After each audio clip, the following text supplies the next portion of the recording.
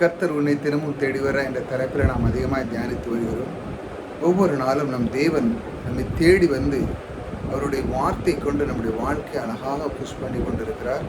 எப்பொழுது நீங்கள் எப்படி நீங்கள் விண்ணப்பத்தை வைக்கணும், எப்படி நீங்கள் வாழ வேண்டும், நான் எப்படி அனுகூலமாக இருக்கிறேன், நீங்கள் எல்லா விதத்திலையும் நீங்கள் வளர்ந்து எல்லா விதத்திலும் பொருளாதாரத்திலும் எல்லா ஆற்றல்களையும் நீங்கள் பெருக வேண்டும் என்று தான் தேவனுடைய விருப்பம் சித்தமாக இருக்குது. அதனால தான் அவர் தேடி வந்தார்.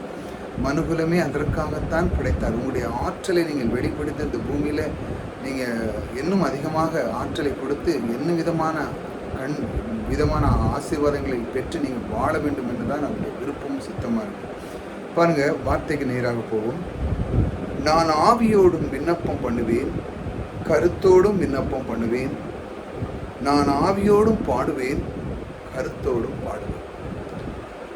நான் ஆவியோடு விண்ணப்பம் பண்ணுவேன். தேருங்க, இப்போ நிறைய பேருடைய வாழ்க்கையில் பாருங்கள், அந்நிய பாஷை பேசுவாங்க, மற்ற விதமான காரியங்களில் ஈடுபடுவாங்க, இல்லை நிறைய இடத்துல போய் ஜோம் பண்ணவும் வாங்குவாங்க. நிறைய பேருக்கு பழக்கமாக இருக்கும், நிறைய பேருக்கு தெரிஞ்சிருக்கும். ஆனால் அவர்களுடைய உள்ளத்தில் என்ன இருக்குன்னு நிறைய தெரியாது. ஆனால் வெளிப்புறமாக நல்லா பேசுவாங்க, நல்லா ஜோம் பண்ணுவாங்க, பைபிள் வச்சுருப்பாங்க, பைபிள் எடுத்து கீழே வைக்க மாட்டாங்க, அப்படியே வெள்ளை துணி போட்டுப்பாங்க, எல்லாம் ஏதோ ஒன்று துணியை மாற்றுவாங்க, ஏதோ ஒன்று செய்வாங்க, ஏதாட்டும் ஒன்று செஞ்சு. ஆனால் அவங்களுடைய உள்ளத்தை மாற்ற மாட்டாங்க. திடீர்னு கோபப்பட்டுருவாங்க, திடீர்னு சண்டைக்கு வந்துடுவாங்க, கை தூக்கிடுவாங்க, தப்பான வேர்ட்ஸ் யூஸ் பண்ணுவாங்க. இப்படி உள்ளான மனதை யாரும் கண்டுபிடிக்க முடியாது. ஆனால் ஒரு மனிதன் எப்படி தெரியுங்க, ஆவியோடு விண்ணப்பம் பண்ணுவாங்க. அப்படி என்றால் ஒரு மனிதனுக்கு ஆவியோடுன்னா தேவன் ஆவியாக இருக்கிறார். அந்த ஆவியானது உள்ளுக்குள்ளே, நம்ம மனதுக்குள்ளே, நம்ம இந்த சரீரத்துக்குள்ளே இருக்கிறது. இந்த சரீரத்தை அந்த ஆவியானது ஆட்கொண்டு இருக்கிறது. அப்படி தானே? இந்த சரீரத்தை தான் அந்த ஆவி ஆட்கொண்டு இருக்கிறது. அதுக்குள்ளே இருக்கிறதுனால இப்போ அந்த மனதில் என்ன வேண்டுமென்றால் நீங்கள் எப்படி இருக்க வேண்டும் என்பது ரொம்ப முக்கியம். அதாவது உங்களுடைய வாழ்க்கையில் நீங்கள் எப்படி இருக்கிறது என்று மனதை பொறுத்து தான் இருக்குது. நீங்கள் வெளிப்புறமாக நீங்கள் உங்களுடைய நாடகத்தெல்லாம் போட்டிங்கன்னா ஒன்றும் நடக்காது. ஒரு மனிதன் இன்னைக்கு நீங்கள் எப்படி இருக்கீங்கன்னா உங்கள் மனதை பொறுத்து தான் நீங்கள் எப்படி இருக்கீங்க, நீங்கள் எப்படி வாழ்கிறீங்க. அதாவது உள்ளான மனது. தேவன் நம்முடைய இதயத்திலே கூட இருக்கிறவர்.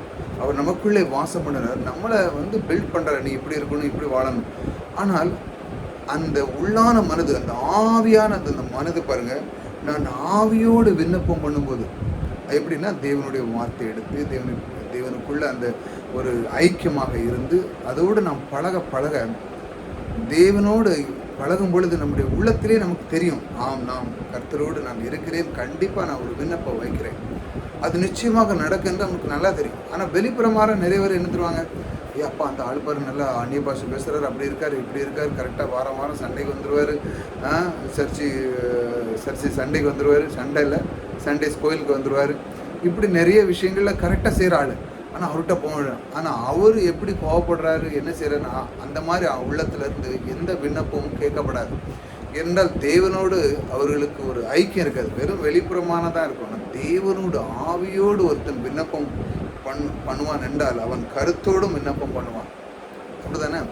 ஒருத்தன் ஆவியோடு விண்ணப்பம் பண்ணுறான்னா அவன் கருத்தோடும் விண்ணப்பம் தான் பண்ணுவான். ஏன்னா இது சரி, இது தவறு, தேவனிடத்தில் நாம் கேட்கும் பொழுது அது நிச்சயமாக கிடைக்கும். அதனால தான் கருத்தோடும் விண்ணப்பம் பண்ணுவேன். அதாவது அந்த மாதிரி ஒரு காரியத்தில் அவன் கரெக்டாக இருப்பான். இதுதான் சரி, இது சரின்னு அவனுக்கு நிறைய தெரியும்.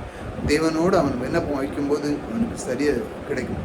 அப்படி கிடைத்தால் மட்டும் போதாது, ஆவியோடு அவன் பாடுவான். தேவனோடு ஐக்கியமாக இருக்கும்போது அவனுக்கு மெய்மறந்து தேவனோடு கவிதைகள் எழுதுவான், பாடல் எழுதுவான். இப்படி அற்புதமான வரிகளை தேவனுக்கு முன்பாக அவன் வைப்பான்.